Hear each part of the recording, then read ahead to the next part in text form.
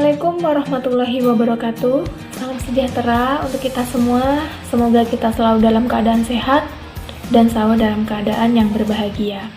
Pada kesempatan kali ini, saya akan menjelaskan materi tentang kalimat dan paragraf yang biasa kita gunakan dalam penulisan teks laporan hasil observasi. Kalimat yang digunakan dalam penulisan teks laporan hasil observasi yaitu kalimat utama dan kalimat penjelas. Kalimat utama ialah kalimat yang mengandung gagasan pokok dan juga ide pokok. Sedangkan kalimat penjelas adalah penjelasan dari kalimat utama itu sendiri. Kalimat biasa kita ketemukan dalam sebuah paragraf. Nah, dalam sebuah paragraf bisa terdiri dari 1 bahkan lebih dari 5 kalimat. Untuk itu, kita harus mengetahui terlebih dahulu apa itu paragraf. Jadi, paragraf merupakan satuan gagasan tulis atau satuan bahasa tulis yang terdiri dari beberapa kalimat yang tersusun secara utuh, padu, dan juga lengkap. Yang dimaksudkan kalimat lengkap di sini adalah lengkap strukturnya, seperti subjek, predikat, objek, dan keterangan pelengkap lainnya seperti keterangan waktu, tempat, dan juga suasana. Adapun paragraf jenisnya ada 5. Yang pertama, paragraf deskripsi, yaitu paragraf yang menjelaskan secara rinci dan secara detail hal-hal yang diamati atau objek yang diamati, sehingga pembaca dapat merasakan seolah-olah melihat apa yang dituliskan oleh penulis. Yang kedua adalah paragraf argumentasi.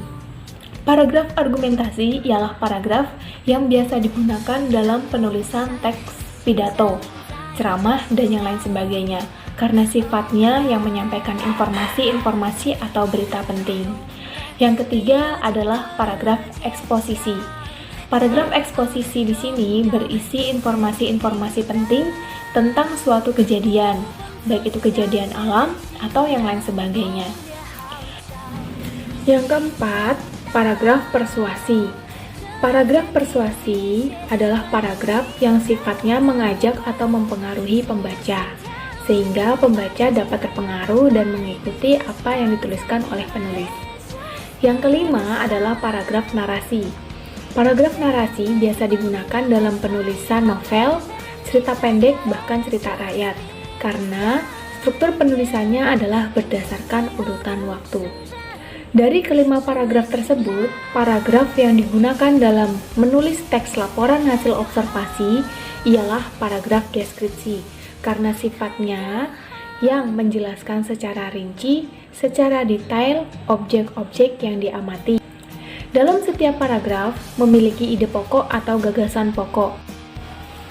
Berikut 5 tips dalam menentukan gagasan atau ide pokok dalam sebuah paragraf. Yang pertama, bacalah secara cermat paragraf yang ingin ditentukan ide pokok atau gagasan pokoknya. Yang kedua, pahami kalimat awal hingga kalimat akhir. Yang ketiga, temukan kalimat utamanya. Kalimat utama biasa terletak di awal kalimat, di tengah kalimat, bahkan ada juga yang terletak di akhir kalimat. Yang keempat, tandai kalimat utama tersebut. Dan yang terakhir atau yang kelima, setelah kalian menemukan kalimat utamanya, maka kalian sudah bisa menentukan ide pokok atau gagasan pokok dari paragraf tersebut. Karena pada dasarnya kalimat utama sama dengan gagasan atau ide pokok. Bagaimana? Mudah kan dalam menentukan ide pokok dan gagasan pokok? Selamat berlatih dan sampai jumpa di pertemuan selanjutnya. Jalan-jalan ke Magetan, jangan lupa membeli ketan. Sampai jumpa, aku ucapkan para hadirin sekalian. Wassalamualaikum warahmatullahi wabarakatuh.